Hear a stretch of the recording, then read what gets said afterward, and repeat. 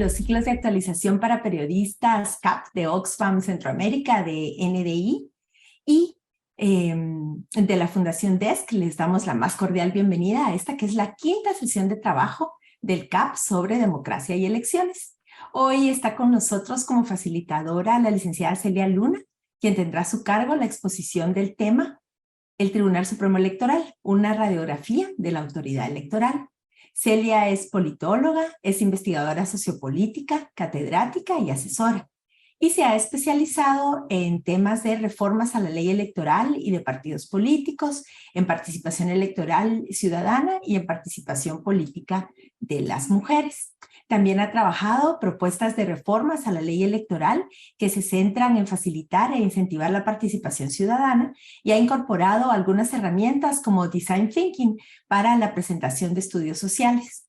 Celia Luna también es autora y coautora de investigaciones y publicaciones sobre partidos políticos en Guatemala, tipos de listas para elegir diputados distritales, participación política de las mujeres, transiciones del poder ejecutivo, entre otros temas.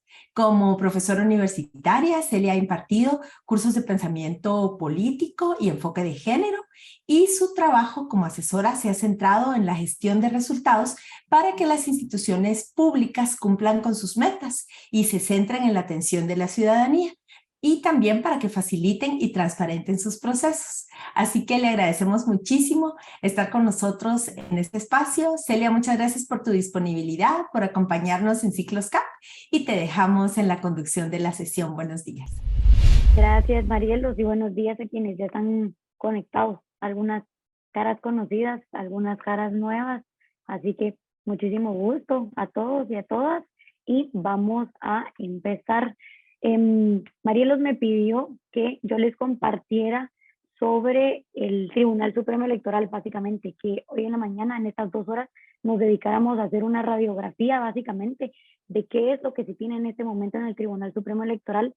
Les vamos a hablar un poco sobre los retos, o bueno, vamos a hablar bastante, nos vamos a centrar bastante en cuáles son esos retos que tiene el Tribunal Supremo Electoral como órgano de gestión electoral, pero también pues sabemos que es una institución que se dedica a cuestiones administrativas, los mismos magistrados se dedican a estas, entonces vamos a ver ahí cómo es que están divididos, cuáles son los retos, cuál es nuestro contexto también, ¿verdad? Que definitivamente pues son las últimas reformas que se hicieron a la ley electoral y de partidos políticos en 2016, y también los retos que estas trajeron para el fortalecimiento del TSE. Vamos a hacer una radiografía de esa autoridad electoral que a nosotros tenemos en Guatemala y de la que algunos se recuerdan, no digo ustedes como periodistas, pero algunos, parte de la ciudadanía, se recuerdan que existe únicamente cada 4 años que se realizan las elecciones. Pero bueno, aquí les pongo el programa. Ya les mencionaba que nuestro contexto va a ser las reformas a la ley de 2016, las últimas que se hicieron a la ley como tal, aparte son los cambios que se puedan hacer a los reglamentos. Vamos a hablar también de los órganos de gestión electoral, vamos a ver los roles y las funciones políticas y administrativas del TSE, puntos importantes como inscripción de candidaturas, padrón electoral, las unidades más importantes. Claro que, como les digo, yo parto de ese contexto de las reformas a 2016, ¿verdad? Y sobre ese contexto hablamos de estas unidades más importantes, los principales retos y preocupaciones ciudadanas, y también sobre la politización de la justicia y la judicialización de la política, que esta sí no se da cada 4 años, ¿verdad? Cada 4 años tal vez se hace más notoria porque entramos en este proceso electoral, pero pues sabemos que es una práctica que lamentablemente se da aquí en Guatemala. Entonces, empezando, vamos a repasar el contexto. ¿Qué noticias recuerdan ustedes sobre el TSE y sobre el proceso electoral de 2019? Yo se los divido aquí, que recuerdan que se hablaba sobre las autoridades, que recuerdan que se hablaba sobre las unidades, las divisiones, sus mandos técnicos, y que se hablaba sobre el proceso en sí. El contexto, ¿verdad? Como les mencionaba, vamos a partir de esas reformas y el proceso de 2019. ¿Por qué? Porque en este ya se implementaron esas nuevas reformas, entonces ya podemos tener una idea más o menos de por dónde va la cosa. Entonces, ya con esa implementación de las reformas que se dieron en 2016, se evidenció alguna de las debilidades institucionales del TSE, ¿verdad? Primero, yo como se los dividí en las preguntas, se los contesto. Esos señalamientos a las máximas autoridades, desde la falta de unificación de criterios para inscribir candidaturas entre magistrados y entre el registro de ciudadanos, que al final pues es el que se encarga de la inscripción, la tardía conformación de las unidades de reciente creación, tanto la de fiscalización de las finanzas de los partidos, la de medios de comunicación las opiniones, y la de voto en el extranjero. Les voy a compartir algunos de los comentarios que hacían en una entrevista que les hice a los entonces directores de esas unidades, y ellos mencionan justamente esa tardía conformación, que decían ellos, a 6 meses de las elecciones el equipo no estaba conformado, no teníamos tampoco el sistema, por ejemplo, que se iba a utilizar, tanto el de fiscalización de los partidos como el de los medios de comunicación. Entonces, esto sí preocupa, ¿verdad? Y preocupa porque vemos que en este proceso electoral también se están dando estos problemas. Y tal vez ya no con la conformación de las unidades, pero sí con la conformación de las juntas electorales, por ejemplo. El año pasado yo participé en una junta y decíamos, las juntas deberían estar ya trabajando por lo menos 6 meses antes de que inicie, y por lo menos, les digo, o sea, ya es tarde, por lo menos 6 meses antes de que inicie el proceso. ¿Por qué? Porque los procesos de contratación son largos, los procesos de compra son largos, cuando se tienen que elevar las ofertas es más tiempo todavía, entonces toda esa conformación y todo ese conocimiento sí tiene que pasar de una magistratura a la otra. O sea, sí podríamos hablar que tiene que haber un periodo de transición o por lo menos de compartir experiencias, ¿verdad? Y también, pues, para las juntas electorales, ¿verdad? Más ahora que estaba leyendo una noticia de Prensa Libre que decía que muchas de las personas que están en las juntas electorales esta vez son personas que no han participado en otros procesos, que también ya podemos ir hablando de eso, lo bueno que es esto, los retos que pueda tener, pero bueno, también la concentración de funciones administrativas, jurisdiccionales y de gestión electoral en los mismos magistrados. Ellos dicen, ¿verdad? A mí me toca ver desde cómo va el proceso electoral hasta a quién tengo que contratar, a quién se le tiene que llamar la atención por parte de recursos humanos. Entonces, es una concentración también de muchas actividades que recae finalmente en los magistrados y que también está este imaginario, ¿verdad? Que son los magistrados los que tienen que decidir sobre todo. En cuanto a los señalamientos a los mandos técnicos, justamente lo mencionaba Dulce, y es el problema que hubo con el sistema integral de transmisión de resultados electorales preliminares, que eso también es muy importante.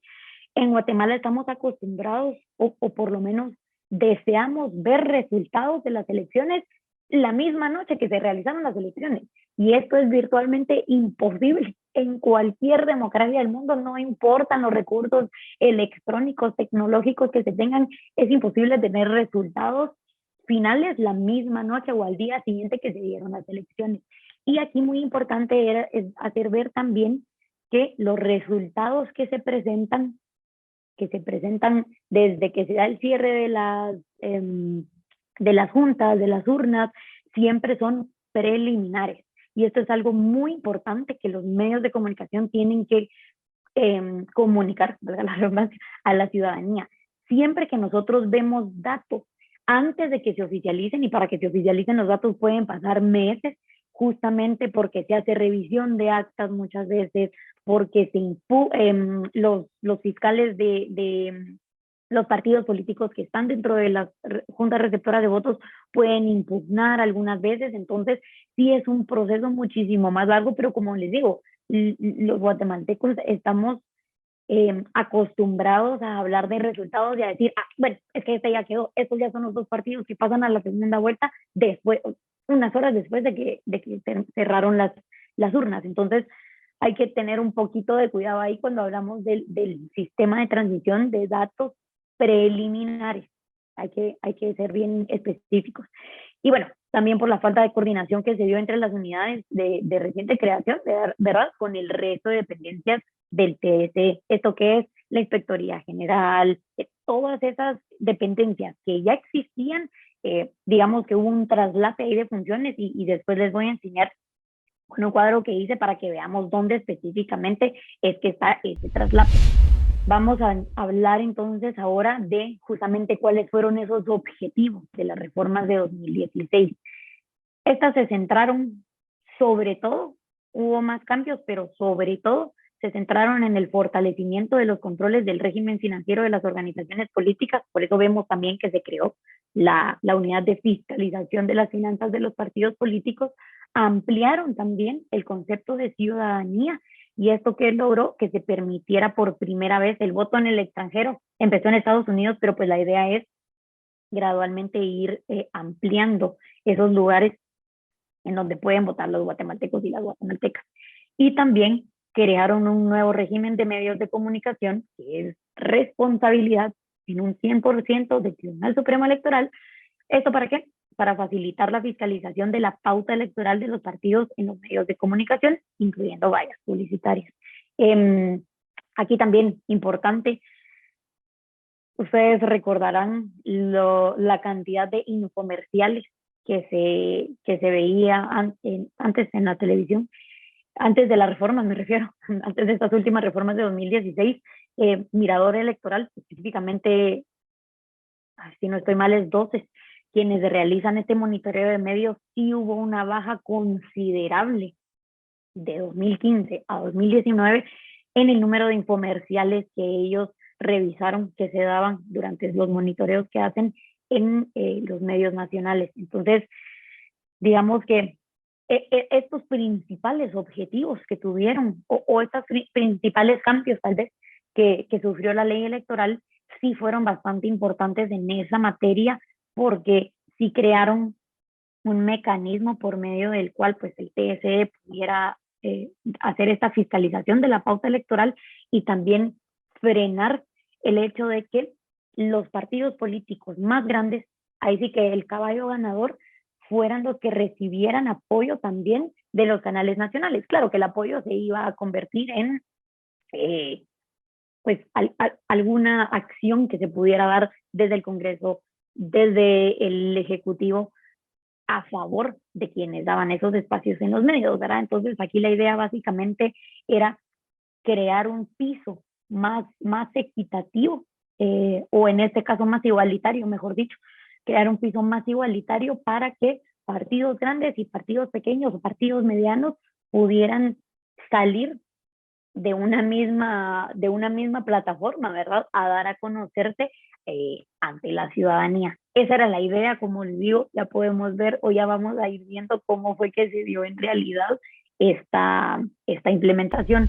Aquí les ponía específicamente cuáles eran estos objetivos de las reformas de 2016. Les pongo entonces: el régimen de medios, democratizar definitivamente la competencia electoral al volver más equitativo ese acceso a los medios de comunicación para todos los partidos, como les decía, no importando su tamaño, que eso ya tiene que ver con organización, ¿verdad? O su antigüedad. El régimen de sanciones, básicamente era mantener y garantizar la autonomía. Régimen de sanciones puse, pero era régimen de fiscalización de las finanzas, ¿verdad?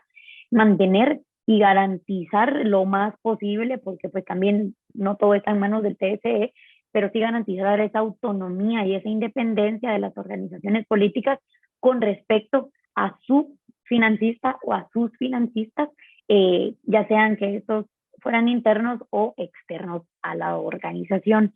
En cuanto a los objetivos del voto en el extranjero, se los puse en la diapositiva pasada, era básicamente ampliar esta idea de ciudadanía, permitir que aquellas personas que están en el extranjero, pero que de igual forma siguen con ese vínculo familiar, que envían sus remesas, porque la verdad es que las remesas, tenemos que hablarlo, tienen mucho peso en la economía guatemalteca, lamentablemente.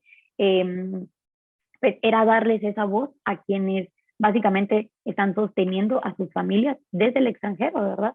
Entonces se hablaba de esta idea, esta concepción de ampliar la idea que se tiene de ciudadanía, ¿verdad? Pensando que ciudadanos, pues la definición sería personas que nacieron, que viven en un territorio, que algunos dirían, ¿verdad? Está delimitado, otros lo unirían también con que pagan impuestos, etcétera, pero digamos que esa era la idea. ¿Qué tenían en común o qué tienen en común estas reformas de 2016 que ya se implementaron en 2019? Incrementaron las atribuciones dadas al órgano electoral, en este caso al TSE, ¿verdad?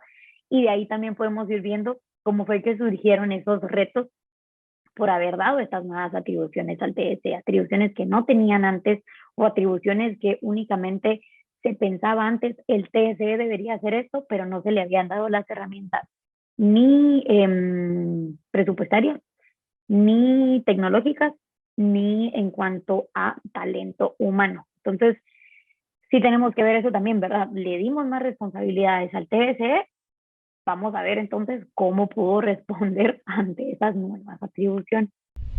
Entonces, ahora quiero que nos centremos en los órganos de gestión electoral, porque tenemos que partir siempre de, ok, queremos fortalecer al TSE, digamos que pueda ser nuestra idea final. Ok, queremos fortalecer al TSE como qué, como esos abogados que son, les queremos dar esas atribuciones de abogados o queremos fortalecerlo como qué. Para mí es fortalecerlo como un órgano de gestión electoral.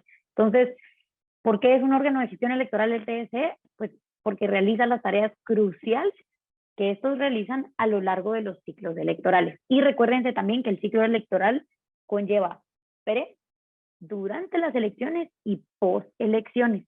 No solamente cada 4 años cuando vemos que todo se está moviendo porque vamos a tener un proceso electoral.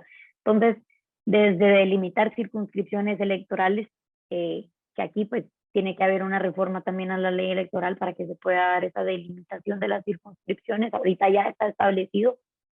Tenemos 22 departamentos, tenemos 22 distritos, más el Distrito Central, más la lista nacional, pero ahí estamos, ¿verdad? En otros países sí se da esa delimitación de las circunscripciones.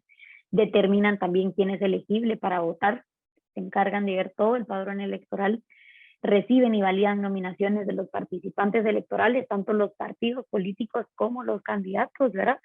Conducen las elecciones. En este caso la gente siempre pregunta, bueno, pero si son órganos temporales, las juntas electorales departamentales, las juntas electorales municipales, pues de repente, y no es el TSE, sí es el TSE, o sea, estas juntas responden al TSE, si lo quieren ver así, son pagadas por el TSE, tienen el presupuesto del TSE, entonces sí es una atribución del Tribunal Supremo Electoral como órgano de gestión electoral realizar esas elecciones. Cuentan y tabulan los votos nuevamente, también son las juntas receptoras de votos quienes lo realizan, sí, pero pues siempre bajo esa administración, se podría decir, del Tribunal Supremo Electoral.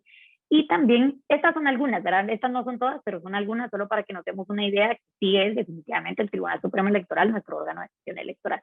Y realizan los reportes postelectorales y las auditorías. Entonces, como ven, todo lo que se hizo en 2019 perfectamente va dentro de esas atribuciones que tiene el TSE, dentro de esos procesos también que se deben de seguir. Como les mencionaba, si hubo impugnaciones, pues se conocen las impugnaciones, si se realizan auditorías al proceso, pues se conocen también las auditorías, entonces todo va dentro de ese proceso que se realiza. Y aquí yo les comparto, en otros países son una variedad de organizaciones o de instituciones las que se involucran en la gestión del proceso electoral. En Guatemala es únicamente el Tribunal Supremo Electoral. Y digamos que en la teoría, algunos dirían, bueno, pero si hay algunas salas que entran a conocer sobre algunos recursos que se ponen, la CC conoce los amparos en última instancia, eso no quiere decir que ellos sean órganos de gestión electoral. Ellos apoyan, porque pues en el caso de Guatemala, el Tribunal Supremo no es tan supremo, ¿verdad? Pero siempre, digamos, tiene que cumplir con otros de los requisitos que yo les pongo aquí, con los que sí cumple el TSE, para ser considerado un órgano de gestión electoral o un órgano electoral. Entonces, las cortes, en este caso, las cortes guatemaltecas, aunque entren a conocer algunos casos, no son parte de esas instituciones electorales. Entonces, aquí yo ya les comparto cuál es esa importancia del fortalecimiento del TSE como órgano de gestión electoral como tal. Por eso les digo que hay que tener como una finalidad de, ok, lo vamos a fortalecer, pero ¿cómo? O ¿cuál es nuestra prioridad de fortalecimiento al TSE? Si va a ser como órgano de gestión electoral, definitivamente lo que nosotros queremos es que sus dependencias y sus unidades gocen de plena autonomía para realizar su trabajo. Aquí tampoco me refiero a que cada una haga lo que quiera y que no se trabaje en conjunto. Al contrario, como les mencionaba, les voy a presentar ese análisis de dónde están esos puntos como de choque, no choque, sino que dónde están esas, como esa doble atribución, se podría decir. O sea, esta unidad tiene esta atribución, pero esta dirección también la tenía en un principio. Entonces, cómo se trabaja, cómo se maneja, eso definitivamente ya tiene que ser un trabajo coordinado entre estas dependencias del Tribunal Supremo Electoral. Otra cuestión aquí también es plena autonomía para realizar su trabajo, sí, pero también en coordinación, ¿verdad? Y sin que se maneje esta idea de trabajar por silos, ¿verdad? O trabajar atomizados, porque también muchas veces se ha creído, ok, o más que creído, el trabajo en la práctica se ha realizado de, ok, este magistrado tiene a esta dirección bajo su cargo, este magistrado tiene el registro de ciudadanos bajo su cargo. Entonces, como cada uno va trabajando separadamente, pero no, sí se tiene que trabajar en cierta coordinación para que primero no se dupliquen las funciones, ¿verdad? Y segundo, que sí haya esta por lo menos unificación de criterios entre algunas de las unidades y algunas de las direcciones. También el TSE tiene que ejercer controles de gestión electoral en este caso, como les decía. Sí tienen autonomía los órganos electorales temporales, pero como les mencionaba también, siempre responden al trabajo, a la guía del Tribunal Supremo Electoral. Y por supuesto también ahí está la ley electoral y de partidos políticos y los manuales que se generan para que puedan trabajar las juntas electorales departamentales, las municipales y las JRB. También pues necesitamos que el TSE se fortalezca para salvaguardar siempre su integridad institucional y la del proceso electoral. Ya les decía, esto es pre, durante y post elecciones. Definitivamente no queremos un TSE tan debilitado que permeen estas ideas de, bueno, hubo fraude, no hubo fraude, no se supo hacer el trabajo. Necesitamos un TSE lo suficientemente fortalecido como para salir a mencionar, ok, este es el proceso que se debe llevar. Este es un sistema de transición de datos preliminares. En ningún momento se dijo, estos ya son los resultados finales, sino que ahorita este es el procedimiento que se tiene que seguir y en tantos meses nosotros ya podríamos estar hablando de resultados finales. Pero siempre tiene que haber una comunicación con la ciudadanía, con los medios, que al final son quienes van a transmitir toda esa información que dé a conocer los magistrados del TSE y el resto de sus autoridades, ¿verdad? Pero sí tienen que conocer entonces esas autoridades los mismos procedimientos pues que se van a fiscalizar, ¿verdad? También se tiene que implementar profesionalmente reglas, procedimientos, mientras se mantiene un sistema también que sea amigable para los votantes, ¿verdad? Y aquí también entra la importancia de cómo se dan esas propuestas de reforma a la ley electoral. Muchas veces nos queremos poner muy técnicos o queremos copiar algunas de las maneras de votar en otros países, pero siempre se tiene que pensar, ok, no, ¿cómo yo voy a lograr implementar estas reglas, estos procedimientos, manteniendo siempre esa simplicidad y ese sistema amigable, como yo les pongo, para los votantes? A mí el caso que más me gusta poner como ejemplo es el de El Salvador, cuando se abrieron las listas, porque ustedes saben que aquí también había un debate que nosotros votamos con listas cerradas y bloqueadas, que si listas cerradas pero desbloqueadas, que si listas abiertas, y todo el mundo empieza, ¿verdad? No, porque tendríamos esta sábana. Ahí está el caso de El Salvador. Las ideas pueden ser buenas y la idea puede ser que los candidatos específicamente, ya no tanto el partido político, sino que el candidato se acerque más a su electorado, que el electorado pueda tener también una forma de fiscalización más directa. Así no, yo no me siento lo suficientemente representada con este diputado, la forma más fácil no lo voto a la siguiente elección. Pero también tenemos que ver qué tan complicado va a ser para las personas pasar de votar por un partido político, lista cerrada y bloqueada, a votar por diputado, por cara, por la persona, los cambios que se tendrían que dar también del resto de normativa, porque ahorita pues sabemos que todo el financiamiento debería pasar, ¿verdad? El deber ser tiene que pasar por la organización política, no directamente al candidato. Entonces, todas esas cuestiones, cuando hacemos una modificación a la LEP, hay que ver que todo case con todo, ¿verdad? Entonces, también eso pasa por fortalecer al TSE, porque se tengan también otras experiencias, ¿verdad? No solamente de abogados, como ya lo decíamos. Y pues en general, ¿qué es lo que queremos? Hacer que los procesos democráticos funcionen para que se mantengan ciertos principios, ¿verdad? Sobre todo para que la ciudadanía confíe en la institución. En este caso, pues en el TSE, ya la confianza en los partidos políticos no depende tanto de este fortalecimiento del Tribunal Supremo Electoral, ¿verdad? Pero al menos que sí haya una confianza en cuanto a que la institución rectora o la institución encargada de los procesos electorales, pues sí sabe lo que está haciendo, sí permite que se incentive la democracia, etcétera, ¿verdad? Aquí les comparto los modelos de gestión electoral. Esto es básicamente cuál es la autoridad encargada o qué experiencia tiene la autoridad encargada del proceso electoral. Entonces, aquí vamos a contestar la pregunta. Estas cuatro son algunas de las que existen, ¿verdad? Está la gubernamental, que nos dice que las elecciones son gestionadas por el servicio civil. En algunos países se realizan desde el Ministerio de Gobernación, por ejemplo. Entonces ese servicio civil que ya existe en los países, los que se encargan, los que cada 4 años, por ejemplo, tienen la responsabilidad de llevar a cabo las elecciones. Ese no es el modelo de gestión electoral de Guatemala. La judicializada es que se eligen jueces para que gestionen las elecciones. Este tampoco es el modelo de gestión electoral de Guatemala. El multipartidista, que fue el que algunos de ustedes mencionaron, es que hay representantes de partidos políticos conforman la comisión electoral, la que se encarga de todo el proceso. Esta, por mucho que nos suene, tampoco es el modelo de gestión electoral de Guatemala.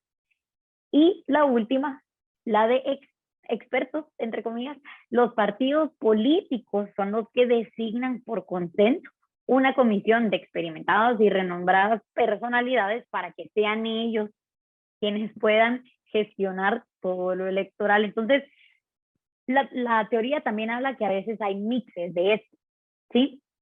Pero si ustedes se dan cuenta, en este caso, bueno, hay bemoles, pero no son representantes de partidos políticos como tales los magistrados. Sí son electos al final por los partidos políticos que están representados en el Congreso de la República, pero se supone que no lo representan a ellos.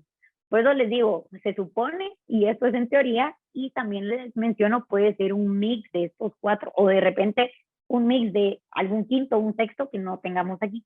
Pero el modelo de gestión electoral en Guatemala es de expertos. Por eso, digamos, sí se espera que tengan cierta experiencia en lo electoral, ¿verdad? Aquí en Guatemala volteamos a ver mucho los títulos, ¿verdad? Que si tiene una maestría en Derecho Electoral, que si tiene un doctorado en Derecho Electoral, no necesariamente tienen que ser maestrías y doctorados, pero por ejemplo, que hayan sido miembros en el pasado de juntas electorales departamentales, de juntas electorales municipales, incluso de una JRB, o sea, hay magistrados que seguramente han llegado a ser magistrados sin haber participado siquiera como JRB. Entonces, sí se requeriría de ese expertise, y si se dan cuenta, aquí sí habla de una designación de partidos políticos, ¿verdad? Entonces, la forma en la que se da ya la conocemos. Los diputados representantes en el Congreso de la República sí eligen a los magistrados, sí, pero no los están eligiendo como representantes de los partidos políticos como tales. En El Salvador, si no estoy mal, sí se daba antes la conformación multipartidista, o sea, sí eran representantes de partidos políticos los que conformaban la comisión electoral, y de hecho también eran representantes de los partidos políticos los que conformaban las JRB, por ejemplo. Pero pues sí se vio que siempre va a haber intereses que se quieran proteger, entonces se ha cambiado gradualmente. Si no estoy mal, ay, no recuerdo. No recuerdo si fue 2014, no, creo que fue 2016 que se realizaron las primeras elecciones en El Salvador con JRBs que no fueran de representantes de partidos políticos. Entonces, también pues, tenemos que pensar que estos modelos de gestión electoral y que también las conformaciones de las juntas, todos estos órganos electorales temporales pueden ir cambiando. Recuerden que el derecho pues, es evolutivo y todas estas cuestiones pueden cambiar. Ahora bien, entrando ya a los roles y a las funciones políticas y administrativas del TSE, hasta 2015, hasta el proceso electoral de 2015, la estructura interna del TSE se componía básicamente de 10 unidades. Aquí se las pongo.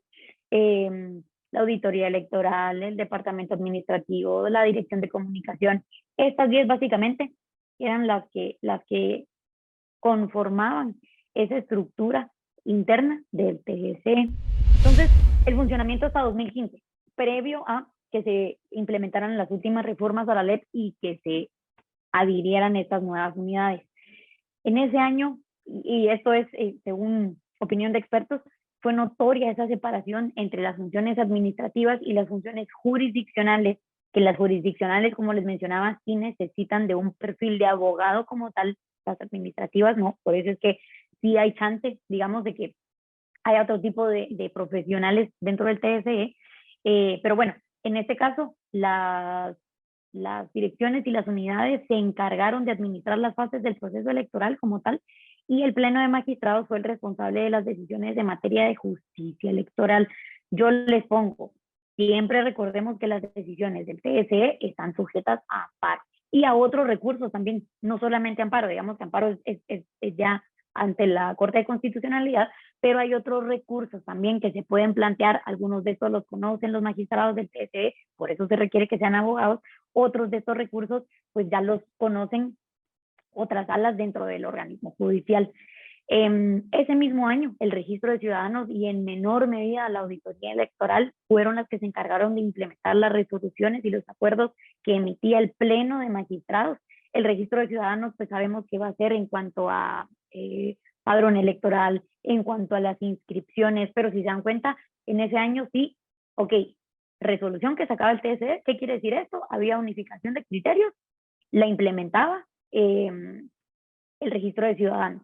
Entonces sí veíamos que había como más concordancia entre lo que se indicaba por parte de los magistrados y pues ya la puesta en práctica, se podría decir, del registro de ciudadanos, que es una de las tantas solicitudes que se hace a los magistrados, y esto es año con año, ¿verdad? Que haya una unificación de criterios, porque vemos pues que la ley electoral dice una cosa, los magistrados salen en comunicaciones con la prensa diciendo otra, pero el registro de ciudadanos al final termina inscribiendo aquí, termina inscribiendo allá o termina no inscribiendo. Entonces, eso, en ese caso es donde se necesita esa unificación de criterios. La Inspectoría General, en este caso, fue demandada de acuerdo con la dinámica del proceso, que en ese año se caracterizó por denuncias de irregularidades en el actuar de ciertos partidos políticos, ciertos candidatos que transgredían la LEP. ¿Qué podían hacer estas denuncias de irregularidades en ese año? Pues propaganda, o campaña, mejor dicho, perdón, campaña anticipada, recordémonos también, bueno, y para hablar de ciertos logros de las reformas de 2016, si no se hubieran dado desde el año pasado o incluso desde antes, nosotros hubiéramos estado inundados de campaña electoral, postes, piedras, los mismos cerros los pintaban, recuérdense. Entonces sí hemos visto que se ha reducido, y a ver, también es una cuestión de visual, de contaminación visual, pero recordémonos que toda campaña tiene que ser pagada. Entonces la idea era que los partidos políticos no gastaran tanto, no gastaran campañas millonarias, ¿verdad? Aunque sí se da, pero que no se gastaran en esas campañas millonarias y pudiéramos partir, o los partidos políticos pudieran partir de un techo perdón, de un piso más igual para darse a conocer en los medios de comunicación.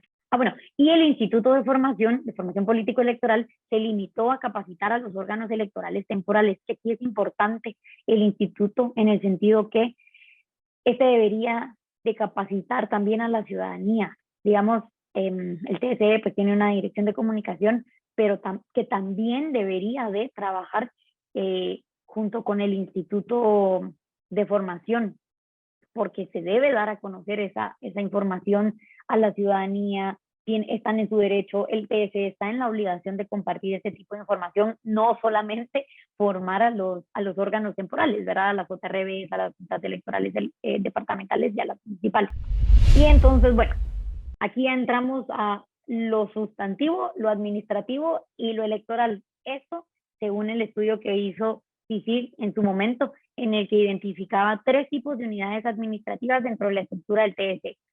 Las que eran reconocidas por la LEP encargadas de funciones sustantivas, ya vamos a ver por qué funciones sustantivas, los órganos electorales, que también ya les pregunté y ya me contestaron, y las unidades administrativas como tales. Las unidades administrativas que básicamente son direcciones que toda institución gubernamental tiene. Entonces, lo primero, dentro de estas unidades encargadas de funciones sustantivas están la Secretaría General del TSE, que es la encargada administrativa de las oficinas como tal, la Inspección General, y aquí ya les voy dando ciertas pinceladas de dónde es que tenemos duplicidad de funciones para que ustedes las vayan viendo. La Inspección General, ¿de qué se encarga? Básicamente vigilar el cumplimiento de la LEP, las disposiciones reglamentarias también, atiende el funcionamiento de las organizaciones políticas como tal, el desarrollo de toda la campaña electoral, investiga también los hechos que constituyen transgresiones a esa normativa, a los reglamentos, a las disposiciones, y también pues está obligada a denunciar ante órganos competentes las faltas o los delitos electorales, porque eso es otra cosa. El TSE no, digamos que sí realiza cierta inspección, cierta investigación, pero pues siempre hay que poner las denuncias cuando corresponden penales, ¿verdad? Cuando son cuestiones administrativas, pues siempre sí es el TSE el que se puede encargar de esto. ¿No había pregunta? No. Bueno, la Auditoría General, que verifica las actividades, los materiales, las operaciones de los órganos electorales dentro del proceso electoral como tal, y comprueba también que este material pues, satisfaga los requisitos de la ley. Está obligado también a informar al TSE y a la Inspectoría General sobre cualquier anomalía que vea durante el proceso. Entonces, aquí les voy poniendo algunas de las funciones de estas unidades para que también después vayamos viendo con las nuevas unidades que se crearon, dónde es que están esos puntos ahí de conflicto o también esas oportunidades de trabajar en conjunto, ¿verdad? Ahora bien, esta era la pregunta 2, si no estoy mal. Según la LEP, los órganos electorales son estos 4. El registro de ciudadanos, las juntas electorales departamentales, las juntas electorales municipales y las juntas receptoras de votos.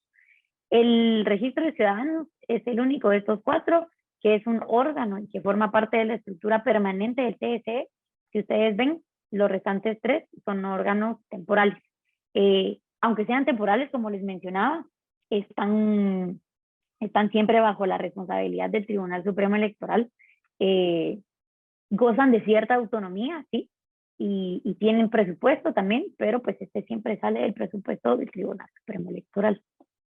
Y eran las que les mencionaba también, y aquí podemos entrar en esa discusión, como les decía, no es que esté normado cuando se conforman las juntas electorales, sin embargo, sí hay una necesidad de fortalecimiento en cuanto a que no podemos pensar, a ver, las últimas reformas que se hicieron en 2016 crearon también o establecieron un calendario electoral más claro, creo yo. Esa es mi percepción. Ustedes también me pueden decir cómo lo ven. Crearon, digamos, que este calendario electoral más claro en cuanto a, bueno, ahorita tenemos la etapa de inscripción de candidatos, después tenemos la etapa en la que ya se puede hacer campaña electoral como tal, después tenemos pues ya las elecciones. Entonces vemos que tenemos estas etapas, ¿verdad? Previo a estas reformas, como les mencionaba hace un momento también, para mí lo que teníamos era orden espontáneo, dirían algunos, para no decir caos.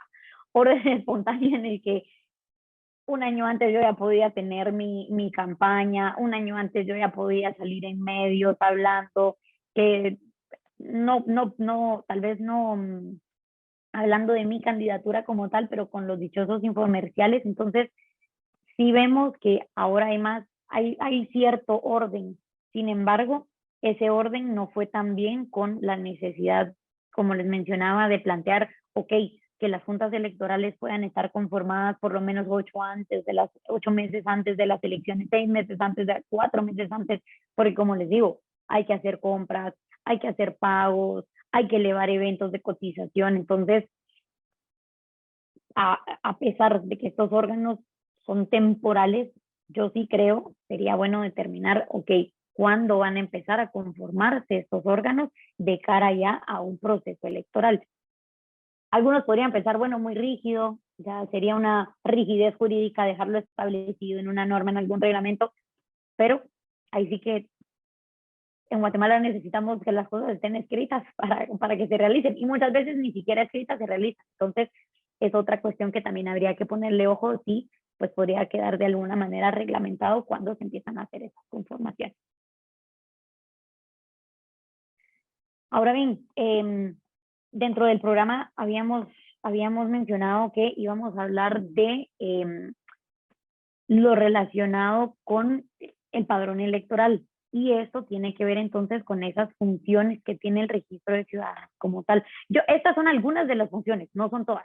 Por eso les pongo, dentro de las funciones del registro de ciudadanos están las inscripciones de las candidaturas, todo lo relacionado con el padrón electoral, cumplir con las resoluciones y las sentencias que se comuniquen a actores electorales, inscribir organizaciones políticas, fiscalizar su funcionamiento también aquí, ojo, porque ya tenemos una unidad de fiscalización de las finanzas, pero es fiscalización de los partidos al final, y pues conocer, resolver sobre la inscripción, la suspensión de candidaturas, de partidos, etc.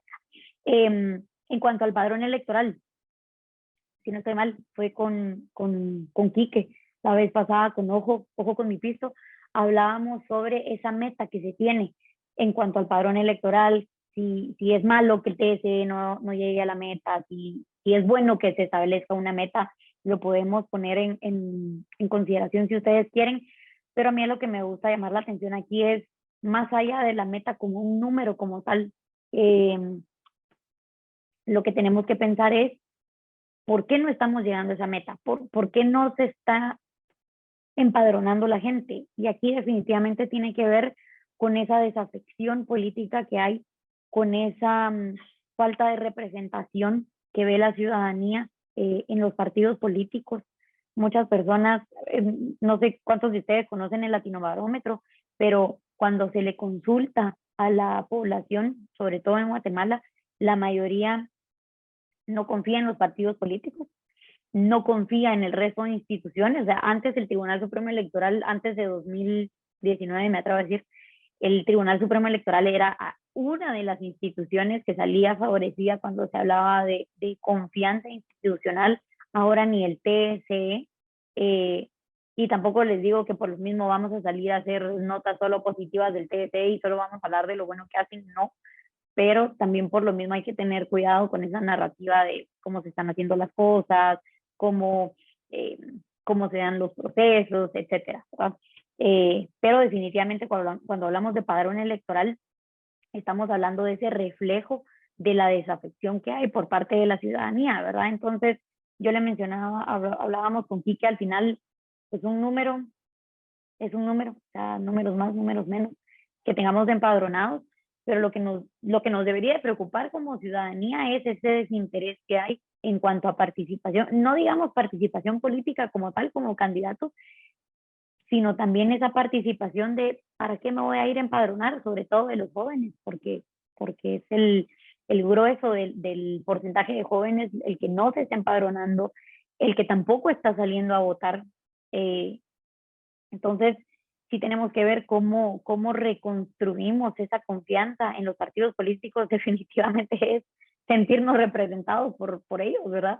Pero entonces también esto nos lleva a pensar, ok, ¿en quiénes estamos pensando?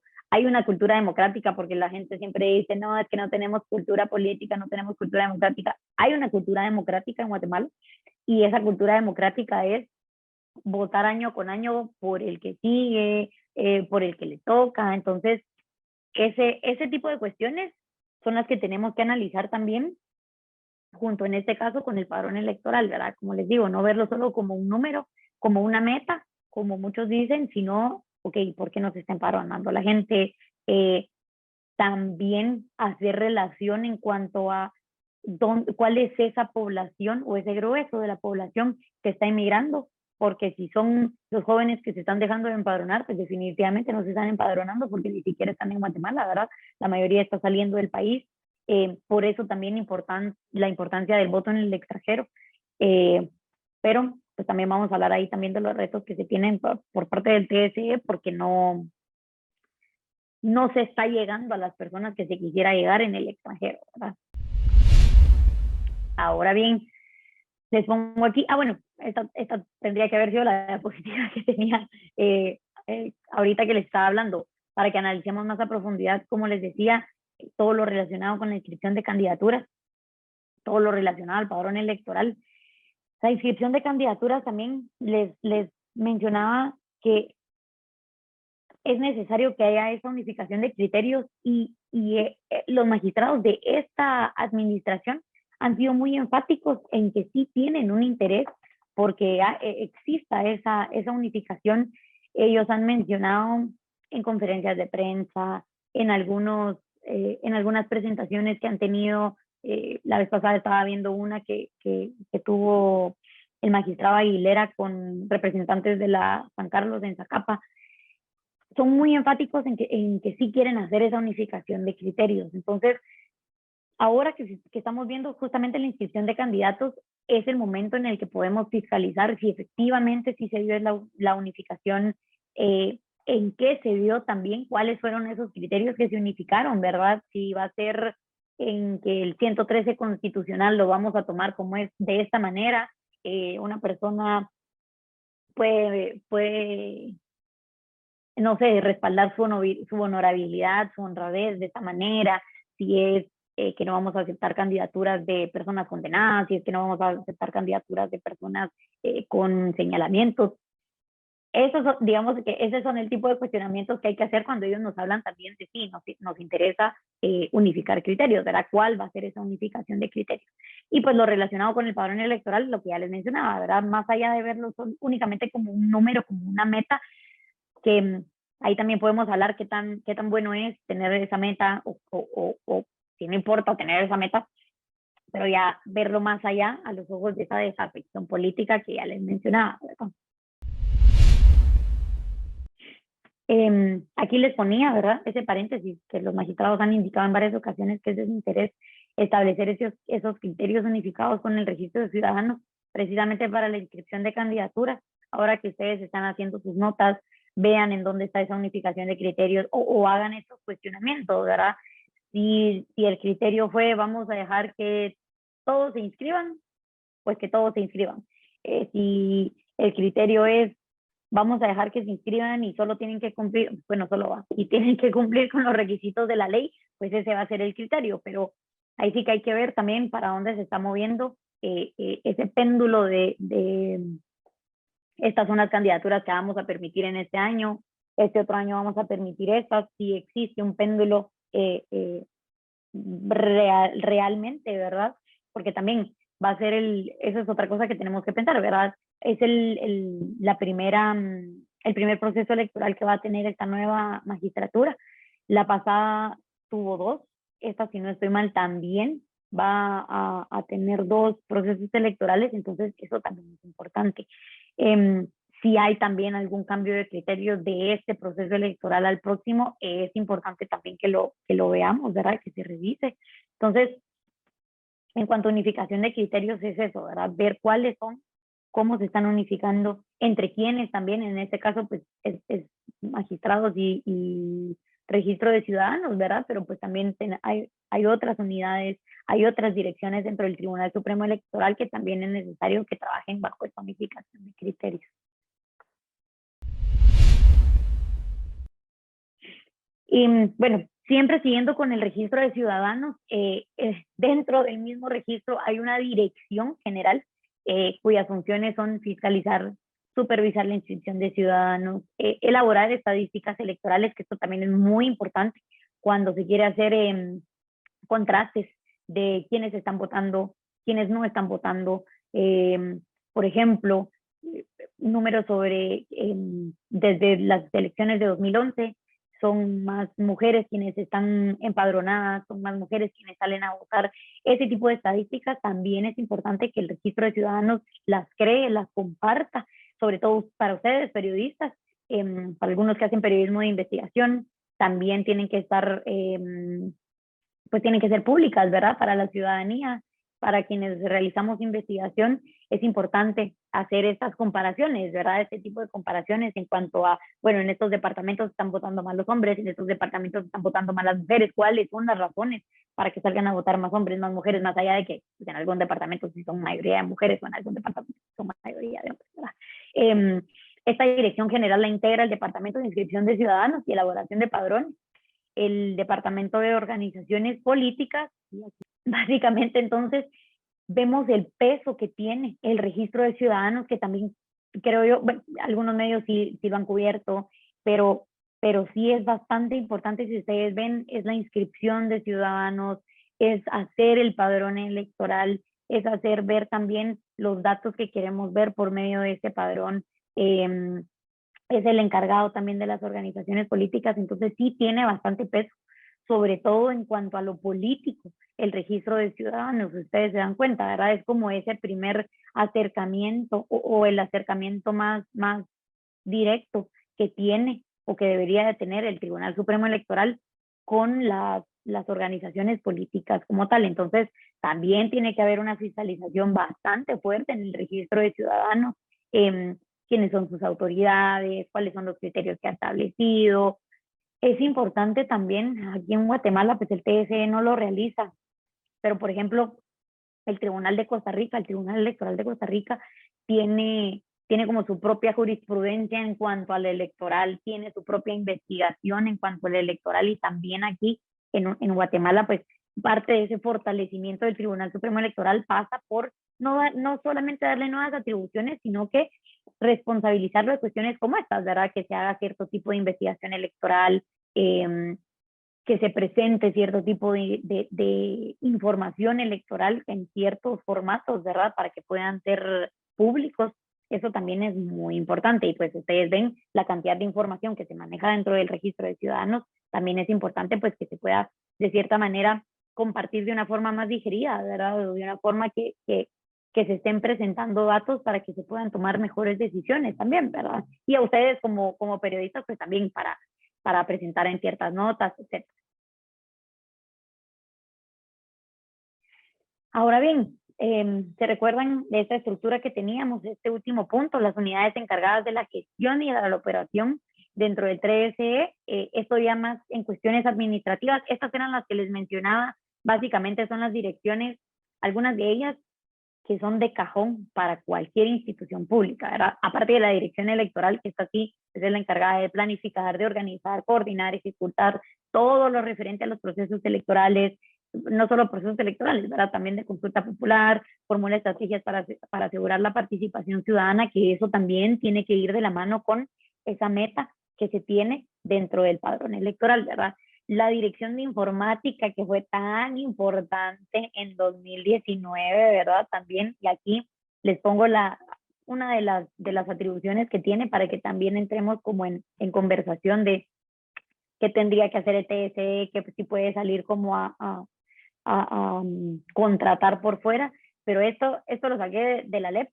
La Dirección de Informática provee las herramientas tecnológicas al TSE para facilitar la operación administrativa, también la ejecución de los procesos de elección popular, desarrolla e integra sistemas de captura, de transmisión y de publicación de resultados preliminares. Siempre se los pongo porque es importante hablar de el hecho que son resultados preliminares, no son resultados finales. Obviamente sí van a salir de estos preliminares, pues, pero en un principio estamos hablando de compartir resultados que todavía no han sido oficializados. Y aquí se los pongo, como les digo, porque sí seguramente va a salir al final en la conversación. O sea, el TSE ya tiene una dirección llamada a desarrollar esos sistemas. En la mayoría de casos, son las juntas electorales las que deciden hacer estas contrataciones. Claro que tienen que tener la anuencia o no del Tribunal Supremo Electoral. En otros casos se ha dado que se da la contratación por parte de las juntas electorales, pero podemos entrar a hablar de si es lo mejor, si ha sido la mejor práctica, si es por cuestiones de economía, si es por cuestiones de, no sabemos, ¿verdad? Pero sí me gustaría que entráramos a hablar sobre eso. Como les digo, porque pues sí vemos que es esta dirección la que está llamada a realizar este tipo de desarrollos pues, tecnológicos, ¿verdad? Ahí sí que al final es la dirección de informática. Y aquí ya les pongo, no porque sean menos importantes, pero como les digo, porque ya son cuestiones que vemos en todas las instituciones públicas, coordinación de asuntos jurídicos, básicamente una asesoría jurídica del TSE, ¿verdad? Unidad de Archivo General, la dirección de planificación, pero también finanzas, recursos humanos, el Instituto de Formación, ya digamos que estamos hablando del resto de direcciones y de unidades que conforman el Tribunal Supremo Electoral, ya más en lo administrativo. Ahora bien, con las nuevas unidades que se crearon a partir de la reforma de 2016, definitivamente llegaron también nuevas responsabilidades para el TSE y nuevos retos. Básicamente yo les mencionaba, la creación de estas nuevas unidades. Fueron 3, la unidad de voto en el extranjero también, pero pues esa la vemos más adelante. Las que me interesan que veamos son la unidad especializada de control y fiscalización de las finanzas y la unidad sobre medios de comunicación y estudios de opinión. Como les decía, en aquel entonces, finales de 2019, los directores pues, indicaron que estos habían sido los mayores retos. La directora de la unidad de medios, el trabajo contrarreloj para la conformación tardía del equipo, los programas que se tenían que desarrollar, no sé si ustedes, ya no me recuerdo cómo se llamaba, pero la unidad tenía, digamos, una plataforma que agarraba los medios que se habían inscrito, que fueron muy pocos, por cierto, los medios que se habían inscrito, el número de partidos políticos que había y por ende la campaña que se necesitaba y los espacios que se iban a tener en esos medios. Entonces, por medio de este sistema fue que ellos fueron controlando la pauta, a qué horas los partidos políticos, en cuáles de los medios, cuánto tiempo la pauta también. Y si recuerdan, la ley electoral también estableció un techo, un precio tope, básicamente. Si no mal recuerdo, que es el 20% del precio que los partidos políticos reporten que tenían previo al proceso electoral, ¿verdad? Esto también siempre con la idea o con la intención de no pagar campañas millonarias, ¿verdad? Sobre todo si el presupuesto, en este caso, pues iba a quedar dentro del Tribunal Supremo Electoral. También Rosa María en ese momento mencionaba que el trabajo simultáneo mientras inscribían los medios, el desarrollo de los criterios para la inscripción, el análisis, la interpretación de la norma, porque aquí ustedes van a ver más adelante, los dos directores mencionaban que la ley electoral no es lo suficientemente clara y por eso es que algunas organizaciones también, instituciones, organizaciones, asociaciones, incluso personas a título personal, que han participado en los procesos de reforma, y decían, ¿verdad? Miren, en este aspecto la LEP no es lo suficientemente clara, en este aspecto pues choca con este reglamento, con esta otra normativa interna. Entonces, sí vemos también que hay una necesidad de reformas a la LEP, no únicamente para incorporar cuestiones que se hayan quedado sin cabida en esta última reforma, sino que para hacerla también un poco más clara, ¿verdad? La inscripción de medios, como les decía, que fue muchísimo más baja de la que se había contemplado. Ahí les comparto el número, yo aquí no lo puedo ver, pero ahí se los comparto. Todos esos fueron esos nuevos retos que conllevaron estas nuevas responsabilidades que tenía el Tribunal Supremo Electoral. En primera instancia, encargarse de la pauta electoral en este caso, ¿verdad? Que era algo que pues antes no hacía el Tribunal Supremo Electoral. En cuanto a la unidad de fiscalización de las finanzas de los partidos políticos, los retos también tuvieron que ver con la misma normativa se contradecía en algunos casos, y aquí les pongo un ejemplo que vive el mismo Giovanni. El artículo 21 ter, en el inciso B de la ley, se explica que solo es procedente el financiamiento de una persona que se haya registrado 6 meses antes de hacer su aporte. Giovanni me decía, esto no tiene lógica, ni técnica, ni sentido, y él me mencionaba que nadie tiene previsto este tipo de hechos, ¿verdad? Y que en efecto hay también una norma contable que dice que no se puede anticipar hechos, muchísimo menos 6 meses antes de que se realicen, ¿verdad? Los partidos políticos, algunos, otros pues, sí lo tienen bien claro, no tienen ni siquiera a todos sus financistas 6 meses antes de que se realice el aporte. Entonces, ese tipo de cuestiones que, como les digo, tal vez en un momento pudo haber sido algo que sonara razonable, o que uno dijera, bueno, sí es algo que necesitamos y que queremos hacer, pues definitivamente ya en la práctica no se lograba, ¿verdad? Y también se dieron retrasos en la contratación de personal, que implicó trabajo acumulado. Yo les comentaba que Rosa María y que Giovanni decían, ¿verdad? 6 meses antes del proceso electoral no se tenía conformada la unidad, entonces eso definitivamente también hace que el trabajo técnico no se pueda realizar. Todo ese análisis también de la normativa, ya para ponerlo en práctica después, tampoco se puede realizar previo a las elecciones. Bueno, y aquí también les dejo otro quote. En palabras del anterior director de la unidad, él mismo decía que hay cuestiones que en la ley, que en la práctica son inaplicables, son inoperables, como abrir cuentas bancarias para los comités ejecutivos departamentales y los comités ejecutivos municipales. Él decía, ¿verdad?, que un partido se conforma con 50 comités ejecutivos municipales, 12 departamentales y una sede central. Básicamente serían 65 cuentas bancarias para un partido político. Él mismo decía, los bancos no dan esas facilidades. Los bancos al final son empresas que se rigen por otras normas, que también ven los riesgos que puedan tener, y las organizaciones, todo lo que tenga que ver con político implica un riesgo. Entonces, él mismo me decía, los bancos, por mucho que estuvieran llamados por medio de la LEP a facilitar estas cuentas bancarias, no están obligados.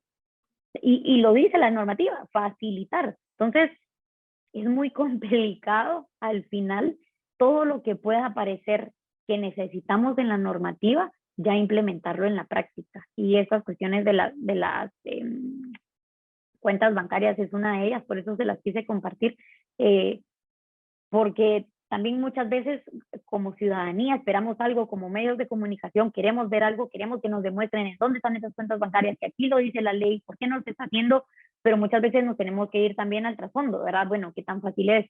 Ok, los bancos pues, son empresas, los bancos tienen otras normativas, lavado de dinero, etcétera. Entonces, todas esas cuestiones son las que hay que considerar, y por eso es que es tan importante también que los grupos multidisciplinarios, que haya grupos multidisciplinarios para empezar, haciendo esas propuestas de reforma a la ley electoral y de partidos políticos. Definitivamente sí es importante que tanto abogados como politólogos, como les decía, sociólogos, todo el mundo entre, de todo lo que se pueda, entre a ver reformas a la ley electoral como tal, ¿verdad? O por lo menos que pase por los ojos de varios profesionales para contemplar este tipo de cosas que solo abogados no van a contemplar, o solo politólogos no van a poder contemplar tampoco, ¿verdad?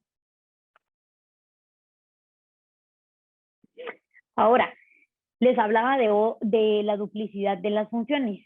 En un análisis a la ley, encontramos que básicamente son 3 las dependencias y 2 las unidades del TSE, estas últimas de reciente creación, las que traslapan sus funciones. Y aquí voy a cambiarme de pantalla para enseñarles.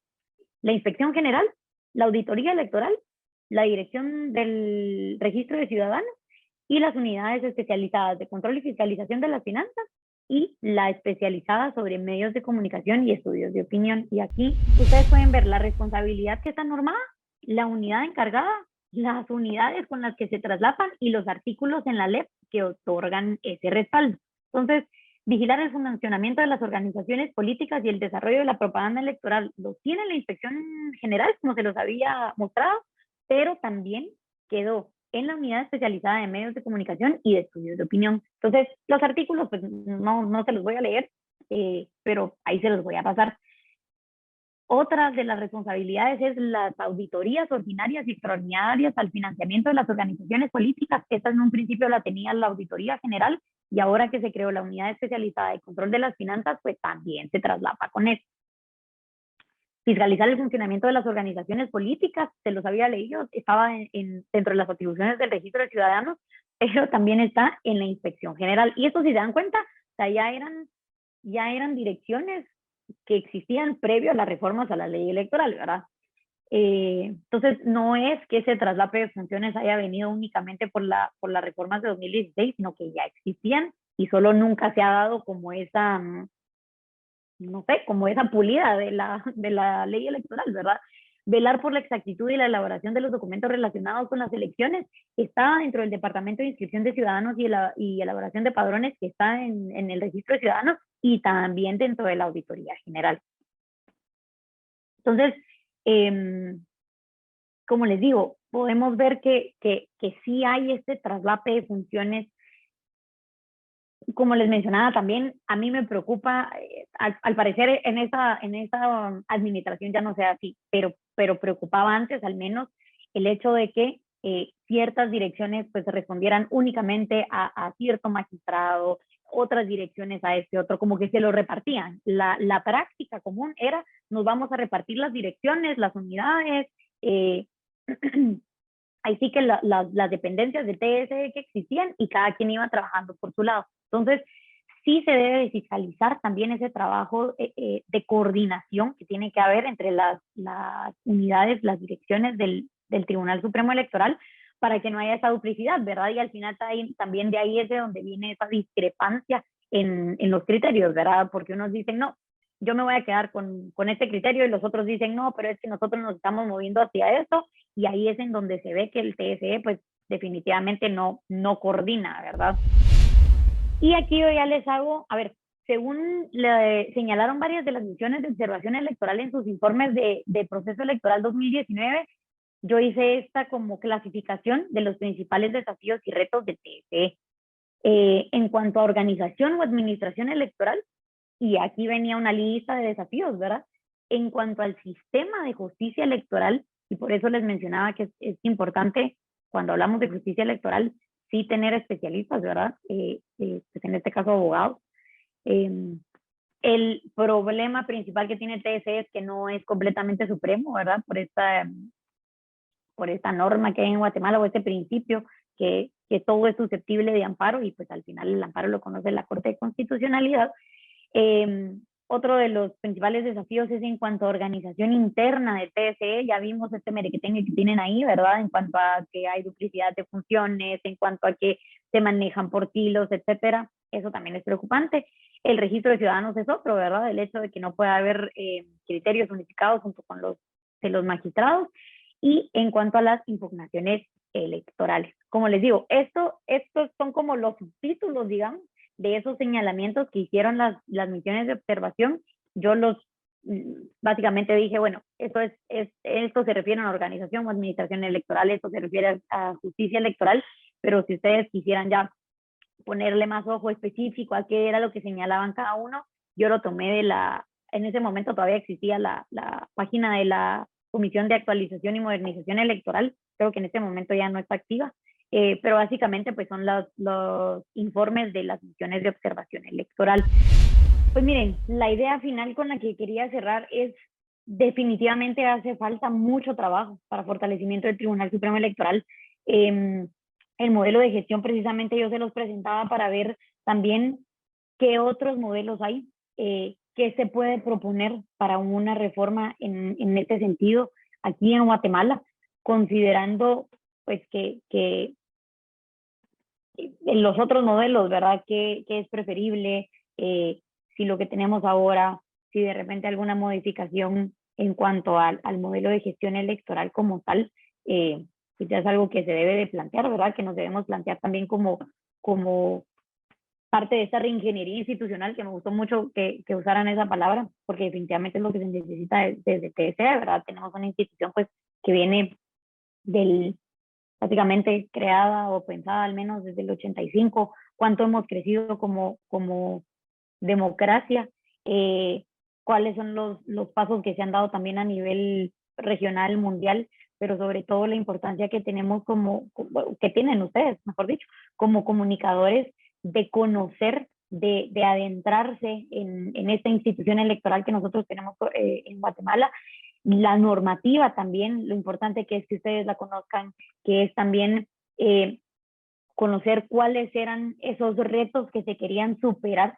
en 2016, que es lo que nos lleva a tener la ley electoral y de partidos que tenemos ahora, pero también siento yo que es como de cierta forma darle cierto margen de acción al TSE, partiendo de la normativa que ellos tienen que implementar. Por eso yo les hacía énfasis en los comentarios que mencionaban en ese momento directores de las unidades de reciente creación. No todo lo que está en la ley electoral y de partidos políticos es posible implementar, eso es otra cosa. De ahí parte también otra de la importancia de modificar la verdad, no solamente para incluir más atribuciones, no solamente para poner más responsabilidades al TSE, sino que para yo les decía, como limar también todas esas cuestiones que todavía no casan en la ley que tenemos ahorita. Fundamentalmente les digo, también trabajemos por ese fortalecimiento desde lo que se da a conocer, ¿verdad?, del Tribunal Supremo Electoral, y la responsabilidad que ustedes tienen también de informar digamos, desde lo normativo, ¿verdad? Esto es lo normativo, esto es lo que se ha realizado, y no tanto desde qué es lo que quisiéramos tener como Tribunal Supremo Electoral y como ley electoral y de partidos políticos. Les mencionaba, es perfectible, sí, es lo que tenemos ahorita también, pero me quedo con eso, con la importancia, yo les mencionaba, de fortalecer al Tribunal Supremo Electoral como un órgano de gestión electoral, porque al final lo jurisdiccional es importante, por supuesto, pero de cara a la ciudadanía lo que vemos es ese proceso electoral. Entonces, es importante que nosotros compartamos esa función del TSE, la función del resto de direcciones, de unidades también, y pues en la medida de lo posible yo también estoy aquí para apoyarles con eso, con toda esa información, y les agradezco muchísimo haber estado hoy aquí, haber participado, y espero que les haya servido también la información, y cualquier otra cosa, pues siempre estoy a la orden. Muchísimas gracias a Celia Luna por haber compartido con nosotros este taller sobre la autoridad electoral, y muchísimas gracias también a ustedes, colegas, por haber estado en esta sesión.